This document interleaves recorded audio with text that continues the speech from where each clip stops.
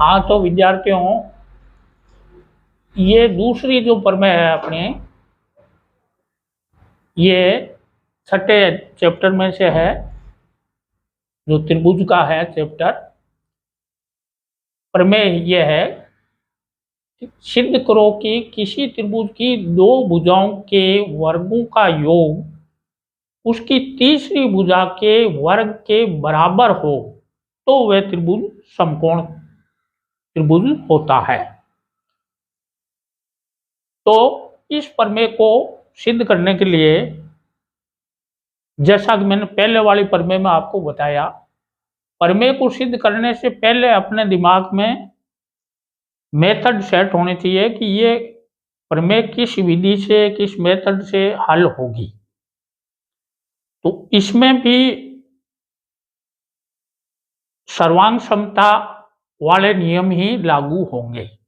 पहली प्रमेय अपन ने वर्त वाले की, उसमें भी सर्वांग समता के नियम लगा करके सिद्ध किया। इसको भी सर्वांग समता वाले नियम से ही सिद्ध करना है। तो ये एक त्रिभुज है ए बी सी, दिया हुआ हम लिखेंगे त्रिभुज ए बी सी, जिसकी दो भुजाओं के वर्गों का योग, यानी इस भुजा के वर्ग और इस भुजा के वर्ग का योग करेंगे, वर्ग करके योग करेंगे।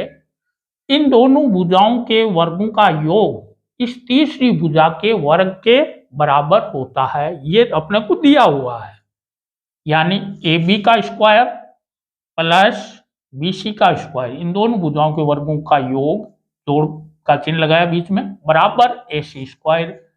ये अपने को दिया हुआ है। अब सिद्ध क्या करना है? अगर प्रश्न ये कह रहा है कि इन दो भुजाओं के वर्गों का योग तीसरी भुजा के वर्ग के बराबर हो तो वह त्रिभुज समकोण त्रिभुज होता है, यानी इस कोण को समकोण सिद्ध करना है, 90 डिग्री का सिद्ध करना है। तो सिद्ध किसको करना है? कोण बी को 90 डिग्री का सिद्ध करते ही समकोण त्रिभुज सिद्ध हो जाएगा। ये समकोण त्रिभुज किसे कहते हैं? जिसमें एक कोण 90 डिग्री का हो। तो इसको सिद्ध करने के लिए मैंने जैसे बताया आपको, सर्वांग समता का नियम इसमें लागू होगा। तो सर्वांग समता दो त्रिभुजों पर लागू होती है। तो इसकी रचना में, जैसे उसमें भी अपन ने बीच में लाइन खींचकर और पी को मिलाकर दो त्रिभुज बनाए, इसमें एक अन्य त्रिभुज बनाएंगे। अन्य त्रिभुज किस प्रकार बनाएंगे कि कोण Q 90 डिग्री का लेंगे और इसकी जो पी क्यू भुजा है वो ए बी के बराबर लेंगे और क्यू आर भुजा है वो बी सी के बराबर लेंगे और कोण Q 90 डिग्री का लेंगे, यानी ये समकोण त्रिभुज बनाएंगे। इसमें रचना वाले त्रिभुज में, ये रचना से बना है। ये त्रिभुज अपने को दिया हुआ नहीं है। ये त्रिभुज किससे बनाया? रचना से अन्य त्रिभुज बनाया। तो रचना में अपन लिखेंगे, एक अन्य त्रिभुज पी क्यू आर की रचना इस प्रकार की कि पी क्यू बराबर ए बी और क्यू आर बराबर बी सी लिया तथा कोण क्यू बराबर 90 डिग्री लिया। ये यानी ये त्रिभुज समकोण त्रिभुज बनाया। अब इन दोनों को अपन सर्वांग सम सिद्ध करेंगे तो ये भी त्रिभुज क्या हो जाएगा? सर्वांग सम हो जाएगा, समकोण हो जाएगा। तो समकोण हो जाएगा, यही अपने को सिद्ध करना है। अब सर्वांग सम सिद्ध करने के लिए दो दो भुजा और एक एक कोण बराबर होना चाहिए, या तीनों भुजाएं और एक एक कोण बराबर, तीनों भुजाएं बराबर हो, इसकी तीनों भुजाएं इसके तीनों भुजाओं के बराबर हो तो भी सर्वांग सम हो जाएगा। तो अब देखते हैं आगे। तो देखिए विद्यार्थियों, ये समकोण त्रिभुज, कोई भी समकोण त्रिभुज है या समकोण त्रिभुज के आप क्वेश्चन भी सॉल्व कर रहे हैं तो उस पर एक प्रमेय लागू होती है। उस पर पाइथागोरस प्रमेय कहते हैं उसको, पाइथागोरस प्रमेय। तो यहां लिखेंगे त्रिभुज पी क्यू आर एक समकोण त्रिभुज है, एक समकोण त्रिभुज है।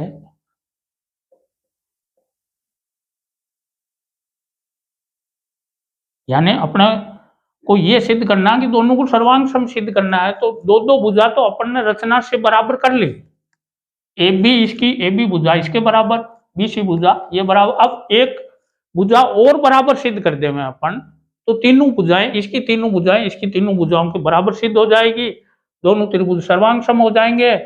ये कोण 90 का है तो ये भी 90 का हो जाएगा। ये चीज अपने को बतानी है। पी क्यू आर एक समकोण त्रिभुज है, तो उसमें पाइथागोरस प्रमेय से, पाइथागोरस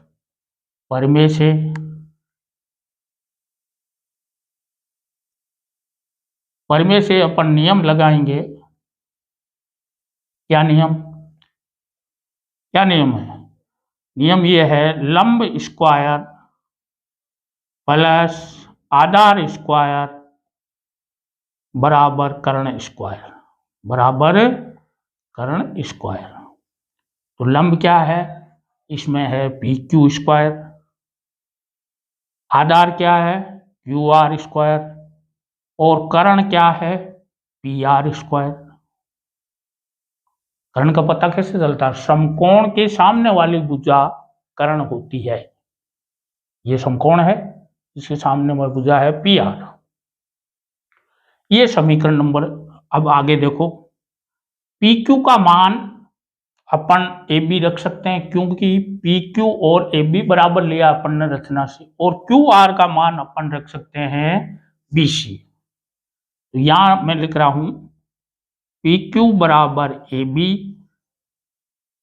तथा क्यू आर बराबर बी सी रखने पर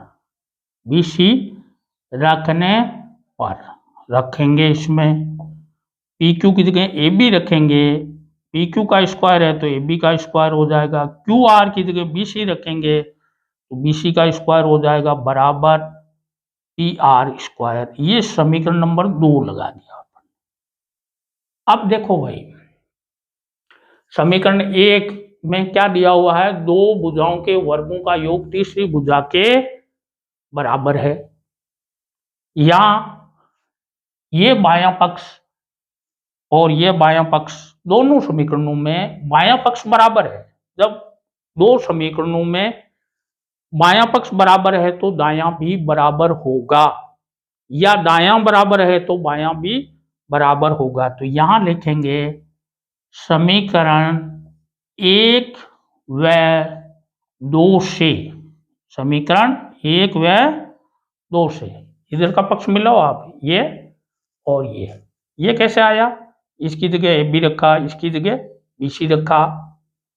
अब इसका बायां पक्ष और इसका बायां पक्ष लेफ्ट हैंड साइड दोनों बराबर है, इसलिए ये दोनों भी बराबर होंगे। क्या लिखेंगे अपन? ए सी स्क्वायर बराबर पी आर स्क्वायर। इनका वर्ग बराबर है भुजाओं का, तो भुजाएं भी बराबर होगी। तो ए सी बराबर पी आर, ए सी बराबर क्या हो गया? P R. अब देखो विद्यार्थियों, ए बी बराबर पी क्यू और बी सी बराबर क्यू आर और ए सी बराबर पी आर, ये दोनों तो रचना से बराबर है। रचना में अपन ने इनको बराबर कर लिया था, और ये अपन ने सिद्ध किया है, इसको सिद्ध किया है इन दोनों को। तो अब आप देखो, इस त्रिभुज की तीनों भुजाएं इस त्रिभुज की तीनों भुजाओं के बराबर हो गई। तो कौन सा नियम लगा सर्वांग समता का? भुजा भुजा भुजा गुण धर्म से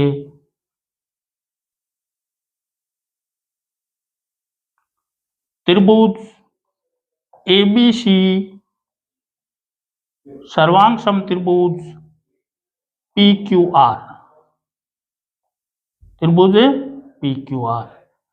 इसलिए दोनों त्रिभुजों के सभी अंग बराबर हो गए। तो ये कोण कितना है विद्यार्थियों? 90 डिग्री का। तो ये कोण भी कितने डिग्री का हो जाएगा? 90 डिग्री का। इसलिए कोण बी बराबर कोण Q बराबर 90 डिग्री। अतः त्रिभुज ABC समकोण त्रिभुज सिद्ध हुआ। यह प्रमेय है, समकोण त्रिभुज सिद्ध हुआ। वापस देख लें एक बार, प्रश्न में ये दिया हुआ है कि ये त्रिभुज ABC है, इसकी दो भुजाओं के वर्गों का योग, ये पहली भुजा ये दूसरी भुजा, इन दोनों के वर्ग, इनका योग तीसरी भुजा के वर्ग के बराबर है। अब ये कहता है कि ये समकोण त्रिभुज सिद्ध करो। समकोण त्रिभुज तभी सिद्ध होगा जब इसका ये कोण 90 डिग्री का होगा। इसको सिद्ध करने के लिए सर्वांग समता विधि को अपनाया। सर्वांग समता विधि में दो त्रिभुज चाहिए, तो दूसरे त्रिभुज की अपन ने रचना की, इस प्रकार रचना की कि इसकी AB और PQ भुजा बराबर हो, BC और QR भुजा बराबर हो और कोण Q 90 डिग्री का हो।